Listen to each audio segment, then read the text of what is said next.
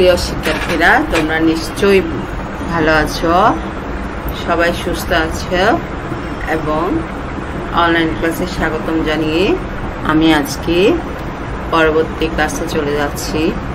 আমার সোনামণিরা, বারবারই বলছি, আমাদের কিন্তু পরীক্ষা একটা স্কুলে হবে, তোমরা সেই অনুযায়ী আস্তে আস্তে করে প্রিপারেশন নিচ্ছ, এটা আমাদের ধারণা, ঠিক আছে?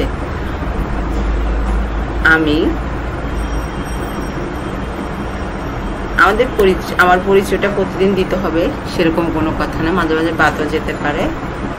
তাও যখন সেটের সামনে আছি, নিশ্চয়ই তোমরা আমার নাম এবং সবাই জানো আমি সহকারী শিক্ষক সুপর্ণা চৌধুরী, আগ্রাবাদ বালিকা বিদ্যালয়। দেখো, আমি আজকে তোমাদের সাথে পঞ্চম শ্রেণীর হিন্দু ধর্ম নৈতিক শিক্ষা নিয়ে আলোচনা করব। আমাদের কিন্তু একটা অধ্যায় কিন্তু বাকি ছিল, সেটা আমি কিন্তু তোমাদেরকে আগে পড়িয়ে নেই। এখন আজকে আমি সে অধ্যায়টা পড়িয়ে দেব। সে অধ্যায়টা নিশ্চয়ই তোমাদের মনে আছে। কোন অধ্যায় তোমরা কি বলতে পারো?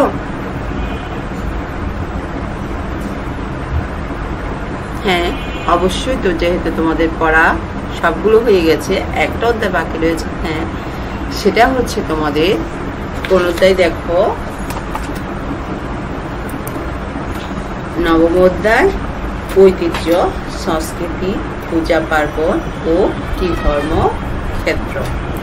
আমরা কিন্তু এই চ্যাপ্টারটা আগে পড়ি নেই, আজকে আমাদের জন্য নতুন। সেজন্য তোমরা কি করবে?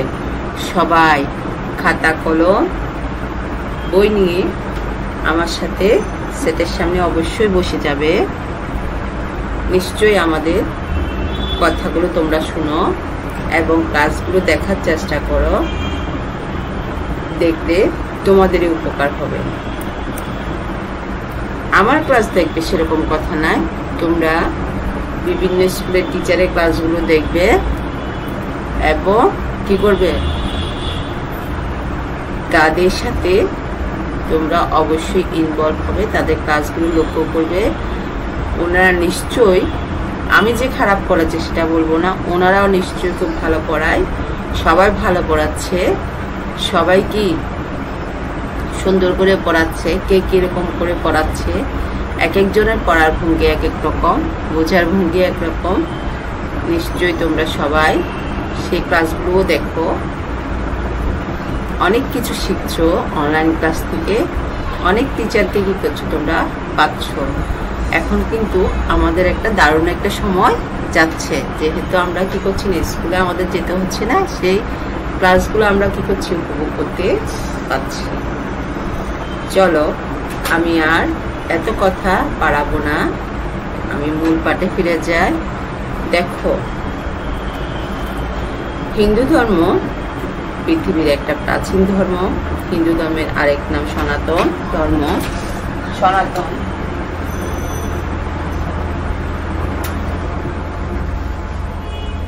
হিন্দু ধর্মের আরেক নাম সনাতন ধর্ম। সনাতন শব্দের অর্থ তো আমরা জানি, যা চিরন্তন, চিরস্থায়ী, নিত্য, তার নাম কি? সনাতন। তাই হিন্দু ধর্ম পূর্বে ছিল, বর্তমানে আছে, ভবিষ্যতেও কি করবে? থাকবে। এই কথাটি থেকে হিন্দু ধর্মের প্রাচীনতার কি পাওয়া যায়? পরিচয় পাওয়া যায়। হিন্দু ধর্ম যুগ যুগ ধরে তার অনুসারীদের মধ্যে কি করেছে? নৈতিক বিকাশ ঘটিয়েছে। তারপরে কি করেছে? দেখো, সকল ধর্মকে সত্য বলে ভাবতে শিখিয়েছে, জীবকে ঈশ্বর জ্ঞানে সেবা করতে অনুপ্রাণিত করেছেন, মন্ত্র শ্লোক বলে ভাবতে মন্ত্র শ্লোক উপাখ্যান প্রভৃতির মধ্য দিয়ে নৈতিক আদর্শ প্রচার করেছেন, ভালো মানুষ হওয়ার করেছেন প্রেরণা জুগিয়েছেন।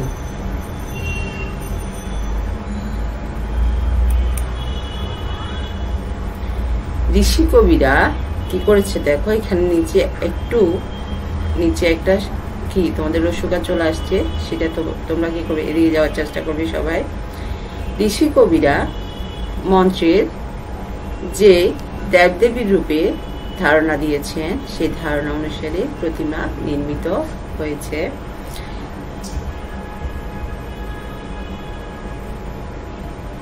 এক এক দেবদেবী কি ছিল, দেবীর এক এক রূপ, সেই রূপের কত না বৈচিত্র্য।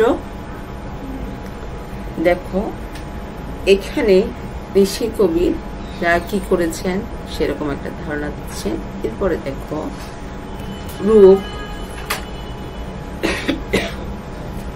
অলঙ্কারের বাহনে, অস্ত্রের বাদ্যযন্ত্র বা পদ্মে পুষ্পে বিভূষিত দেবদেবীর দিকে তাকিয়ে কি করেছি, মুগ্ধ হয়ে আমরা অবাক হয়ে তাকিয়ে দেখি, ভক্তিতে মাথা নত কি হয়ে আসে। এই দেবতাদের হিন্দু মন্দিরে স্থাপন করেছেন, হিন্দুরা কি করেছে, মন্দিরে স্থাপন করেছেন, ঠিক না? সেই মন্দিরগুলোর কি শোভা, কি সৌন্দর্য, কি সুন্দর তার কারুকাজ। যেমন আমরা একটা মন্দিরের নাম অনায়াসে দেখছি, দিনাজপুরের কান্তাজি মন্দির রাত্রে রামায়ণ মহাভারতের কাহিনী, বিবাহ, যুদ্ধযাত্রা, নৌবিহার প্রভৃতির পোড়ামাটির ফলককে খোদাই করা হয়েছে। অপূর্ব তার সৌন্দর্য ও নির্মাণ কৌশল। আবার মন্দিরগুলোকেও কেন্দ্র করে সাধু সন্ন্যাসীদের আশ্রমকে কেন্দ্র করে গড়ে উঠেছে ধর্মক্ষেত্র বা তীর্থক্ষেত্র। অর্থাৎ কোথায় ধর্মক্ষেত্র গড়ে উঠেছে সেটা আমরা জেনেছি, কারুকার্যে মণ্ডিত একটা মন্দিরের নাম জানলাম। আমি যে কথাগুলো আলাদাভাবে বলছি অবশ্যই তোমরা সবাই নিচে আন্ডারলাইন করে রাখছো।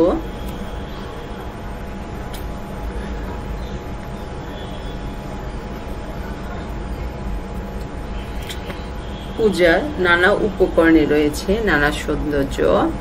পূজা পার্বণ উপলক্ষে যে আলপনা আঁকা হয় তার সৌন্দর্য আমাদের কি করেছে, অবাক করে দেয়।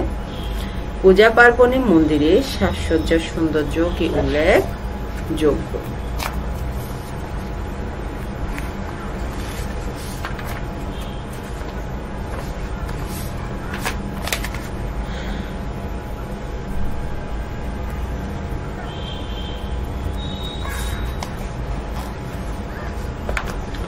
ধর্মসঙ্গীত ঈশ্বর ও দেবদেবীর মহত্বে কীর্তনে সুর, তাল, লয়, বিভিন্ন প্রকার বাদ্যযন্ত্র ব্যবহার, নৃত্যনাট্য প্রভৃতির মধ্য দিয়ে শিল্পচর্চার কি পাওয়া যায়, পরিচয় পাওয়া যায়। এগুলো কেবল হিন্দু ধর্ম অবলম্বীরা নয়, দেখো সকল ধর্মে সকল মানুষের কি উপভোগ্য।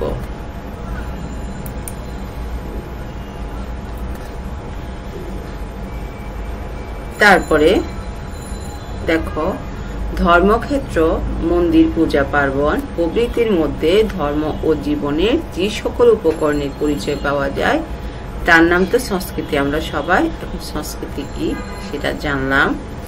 হিন্দু ধর্মকে কেন্দ্র করে এক উন্নত সংস্কৃতির প্রসার ঘটেছে। এই সংস্কৃতির দেশ ও বিশ্বের কাছেও কি আদরণীয়। হিন্দু ধর্মকে কেন্দ্র করে এই সংস্কৃতি যুগ যুগ ধরে কি করছে, গড়ে উঠেছে, যুগের পর যুগ ধরে প্রবাহিত হয়ে চলেছে।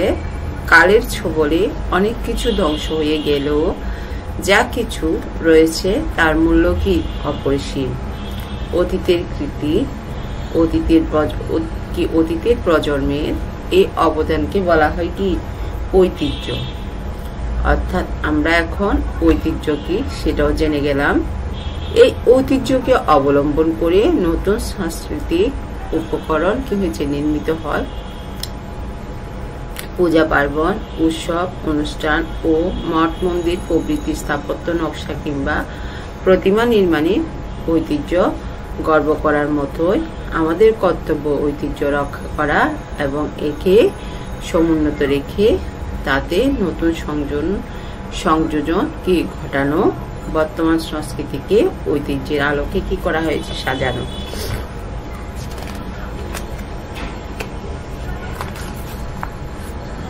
উল্লেখযোগ্য দিনাজপুরের কান্তাজি মন্দির সহ এই ধরনের ঐতিহ্য সংরক্ষণে বিশ্ব কি করেছে, এগিয়ে এসেছে। এই ধরনের মন্দির ও প্রতিষ্ঠানসমূহ বিশ্ব ঐতিহ্য বলে কি করেছে, স্বীকার করে নিয়ে তার সংরক্ষণের উদ্যোগ নেওয়া হয়েছে। এই ঐতিহ্য আমাদের গর্ব, দেশের গৌরব, বিশ্বের পরম আদরের ধন। ঐতিহ্য ও সংস্কৃতির পরিচায়ক হিসেবে আমরা কি করি, পূজা পার্বণ, ধর্মক্ষেত্র বা তীর্থক্ষেত্রের পরিচয় পেলাম। এখন ঐতিহ্য ও সংস্কৃতির দৃষ্টান্ত হিসেবে আমরা মহালয়া, দোলযাত্রা ও চৈত্র সংক্রান্তির পরিচয় কি করবো, তুলে ধরব।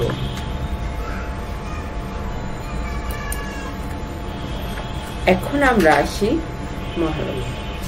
আমরা জানি কিছুদিন আগে আমাদের মহালয়া শেষ হয়েছে।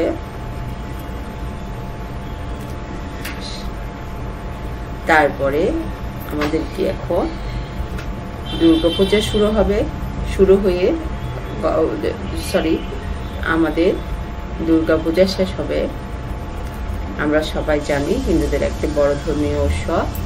ঠিক মহালয়া কিন্তু আমাদের জন্য কি, মহালয়া হচ্ছে দেবী দুর্গার একটা আগমনীয় বার্তা। অর্থাৎ কি, দেবী দুর্গা বলে দেয় মহালয়ার মাধ্যমে আমি কি মর্তে আসছি, তোমরা সবাই কি সজাগ থাকি। এই যে মহালয়াটা কি আমরা একটু জেনে নিই চলো।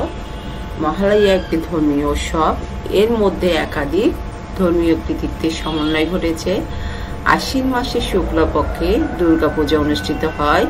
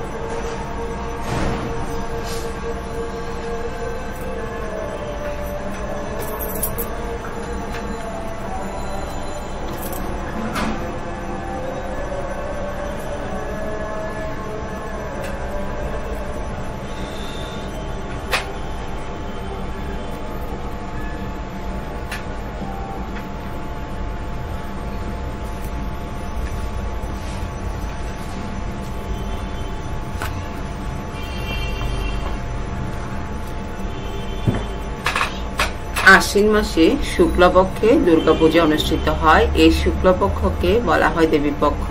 আর দেবীপক্ষে অর্থাৎ আশ্বিন মাসে শুক্লপক্ষে ঠিক আগে কৃষ্ণপক্ষকে বলা হয় অপরপক্ষ। এখন অপরপক্ষ কাকে বলে আমরা জেনে গেলাম। দেখো, এই অপরপক্ষের অমাবস্যাকে বলা হয় কি মহালয়া। মহালয়া দুর্গাপূজার আগমনী উৎসব। মহালয়া এসে ঘোষণা দেয় মা দুর্গা আসছে। অন্যদিকে এই মহালয়া প্রয়াত পূর্বপুরুষদের স্মরণ করে তাদের শ্রদ্ধা জানানো তিথি। এই তিথিতে আনুষ্ঠানিকভাবে প্রয়াত পূর্বপুরুষদের শ্রদ্ধা জানানো হয়। তাদের উদ্দেশ্যে বলি, তোমরা চলে গেছো, আমরা আছি, তোমরা ভালো থেকো, আমাদের আশীর্বাদ করো, আমরা যেন কি করি ভালো থাকি। তোমাদের ঐতিহ্য অনুসরণ করে আমরাও যেন মহত্বের পরিচয় দিতে পারি। এভাবে মহালয়া উপলক্ষে পূর্বপুরুষদের স্মৃতি তর্পণ করা হয়। মহালয়া উপলক্ষে সঙ্গীতানুষ্ঠান, আলোচনা সভা প্রভৃতি আয়োজন করা হয়। বাংলাদেশ বেতার ও বাংলাদেশ কি টেলিভিশনে মহালয়া উপলক্ষে বিশেষ ধর্মীয় অনুষ্ঠান সম্প্রচার করে। মোট কথা, সকৃতজ্ঞ চিত্তে পূর্বপুরুষদের স্মরণ এবং দেবী দুর্গার আগমনী ঘোষণা মহালয়ার মূল উদ্দেশ্য। এর মধ্য দিয়ে ঐতিহ্যের প্রতি শ্রদ্ধা প্রকাশ করা হয়। আর ধর্মীয় উৎসবের আয়োজনে যে সাংস্কৃতিক ধারা তাকেও কি এগিয়ে নিয়ে যাওয়া যায় বা হয়। এখন আমরা মহালয়া কি, কোনটার পরে আসে পূজা, সেটা আমরা জেনে নিলাম। মহালয়া কাদের উদ্দেশ্য করা হয় সেটা আমরা জেনে নিলাম। এখন আমরা চলে যাচ্ছি দোলযাত্রা। ফাল্গুন মাসে শুক্লপক্ষে চতুর্দশী তিথিতে শ্রীকৃষ্ণের জীবনে একটি অবদান করে স্মরণ করে দোল উৎসব শুরু হয়। তা হচ্ছে একটি কুঁড়েঘর পোড়ানো। অর্থাৎ এক অসুর, খুব সুন্দর একটা গল্প আছে দেখো। এক অসুর ছদ্মবেশে সেখানে আশ্রয় নিয়ে শ্রীকৃষ্ণ ও তার অন্যদের ক্ষতি করতে চেয়েছিল। শ্রীকৃষ্ণ তা বুঝতে পেরে তাকে কি করে বিনাশ করে। যে ঘরে অসুরটি ছিল তার নাম কি ঘর? বুড়ির ঘর। দেখতে পাচ্ছ তোমরা স্লাইডে। উৎসবটিকে মেলা পোড়ানো বলে। মেলার ঘর পোড়ানোর পর রাধা কৃষ্ণের কি হয়? পুজো করা হয়। পরের দিন শুক্ল পূর্ণিমাতে রাধা কৃষ্ণের প্রতিমা দোলায় রেখে আবির কুমকুম রাঙানো হয়। এই যে দোলযাত্রাটা কোত্থেকে আসছে তার একটা বর্ণনা এখানে রয়েছে। তারপর একে অন্যকে আবির মাখিয়ে ধর্মীয় উৎসবকে আনন্দ উৎসবে পরিণত করা হয়। এর পরের দিন হোলি খেলা হয়। একে অন্যের গায়ে রং ছিটিয়ে আনন্দ করা হয়। রাধা কৃষ্ণ ও গোপীরা এরকম হোলি খেলেছিলেন। দোল উপলক্ষে হোলি খেলা সেই ঐতিহ্যের অনুসরণ। রাধা কৃষ্ণের প্রতিমা সহ মন্দির থেকে শোভাযাত্রা বের করা হয়। আরেক জায়গায় প্রতিমাকে নিয়ে দোলায় কি করা হয়? চড়ানো হয়। এই জন্য উৎসবটিকে বলে কোন যাত্রা? দোল যাত্রা। এই কালে এই রীতি অনেক জায়গায় অনুসরণ করা হয়। রাধা কৃষ্ণের প্রতিমা মন্দিরে রাখা হয়। দোলযাত্রা উপলক্ষে একজনকে সং বা হোলি রাজা সাজানো হয়। তারপর তাকে নিয়ে দল বেঁধে বাড়ি বাড়ি ঘোরা হয়।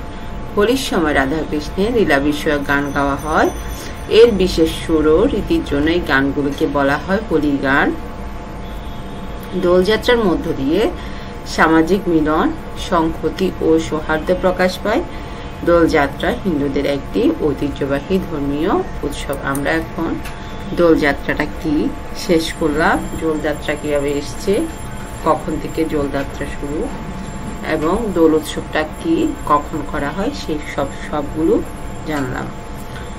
আমরা এখন জানবো চৈত্র আমাদের কি বাংলা বর্ষের শেষ সময় অর্থাৎ চৈত্র সংক্রান্তি, সেটা নিয়ে তোমাদের সাথে আলোচনা করছি। দেখো চৈত্র সংক্রান্তিটা কি, কেন করা হয়, তখন কি কি করা হয়, সেসব নিয়ে তোমাদের সাথে এখন আলোচনা করব। দেখো, চৈত্র সংক্রান্তি উৎসবের মধ্যে ধর্মীয় ও সামাজিক নানা বিষয়ের প্রতিফলন ঘটেছে। তাই এই উৎসব যেমন ধর্মীয়ভাবে পালিত হয়, তেমনি সামাজিকভাবেও পালিত হয়। চৈত্র সংক্রান্তি বাংলা বছরের শেষ দিন। এই দিন পুরাতন বৎসরকে বিদায় দেওয়ার দিন। ধর্মীয়ভাবে স্নান, দান, ব্রত, উৎসব প্রভৃতির মধ্য দিয়ে চৈত্র সংক্রান্তি উদযাপিত হয়। এর সঙ্গে জড়িত উৎসব শিবের গাজন ও গাজনের মেলা। চৈত্র সংক্রান্তির আরেকটি উৎসব চড়ক পূজা। সারা চৈত্র মাস জুড়ে মেলা হয়। চৈত্র সংক্রান্তি তার শেষ দিন। চৈত্র সংক্রান্তির ঐতিহ্য দীর্ঘদিনের আরো তার ধারা বয়ে চলছে। এই সকল ঐতিহ্য অনুসরণ করে আমরা কি করব, চলবো ভক্তিতে, শ্রদ্ধায়, আনন্দ উৎসবে, মিলন সংহতিতে আমরা কি করবো, এগিয়ে আসবো। সকল মানুষকে ডেকে বলবো, আমরা ঐতিহ্য থেকে মিলনের মন্ত্র শুনেছি, জেনেছি মানুষের মধ্যে আত্মারূপী ঈশ্বর বিরাজ করেন। সেই মানুষ ঈশ্বরের কি করে সেবা করে যাব আজীবন। অর্থাৎ আমাদের আপাতত এই যে আমরা প্রথম অধ্যায় থেকে নবম অধ্যায় পর্যন্ত অধ্যায় শেষ করলাম, নিশ্চয়ই তোমরা বাসায় প্রথম অধ্যায়ে কিছু আমি রিপিট পড়ো আবার তোমাদেরকে পড়িয়ে দিয়েছি। যদি আমাদের আর সম্ভব না হয় ক্লাস নেওয়া, তাহলে তোমরা বাসায় বসে বসে সবাই পড়ে নেবে, এবং আমি তোমাদেরকে যতটুকু পড়িয়েছি সেগুলো যদি বাসায় পড়ো, অবশ্যই তোমরা ধর্মে হাইস্ট মার্কস পাবে। সেটা আমাকে আর বলতে হবে না। আমার শিক্ষার্থীরা খুব ভালো, সবাই লেখাপড়া করে। নিশ্চয় বাসায় বসে বসে তোমরা এই সময়টা নষ্ট করছো না। সবাই খেলবে, টিভিও দেখবে, সবাই কি লেখাপড়াও করবে। চলো আমি তোমাদের সাথে একটা বাড়ির কাজ দেবো। দেখো বাড়ির কাজটা কি, খুব সুন্দর একটা প্রশ্ন আছে। গাজনের মেলা কি? চৈত্র সংক্রান্তির দুটি ধর্মীয় কাজের নাম লেখো। চৈত্র সংক্রান্তি সম্পর্কে 3টি বাক্য লেখো। 2, মহালয়া কি দেবীপক্ষ বলতে কি বুঝো? মহালয়া কি দেবীপক্ষ বলতে কি বুঝো? মহালয়া করা হয় এরূপ 3টি কাজ লিখো। অবশ্যই তোমরা বাড়ির কাজটা লিখে নিয়েছো এবং সেগুলো বসে বাসায় করে ফেলবা। তোমাদের উদ্দেশ্যে আর বিশেষ কিছু বলার নেই। তোমরা সবাই ভালো করবে সেই আশায়, সবাই সুস্থ থাকবে, সবাই আনন্দ করছো বাসায় বসে বসে, সেই আশা করি আমি আজকে আমার কাজটা শেষ করছি। সবাইকে আবারও ধন্যবাদ।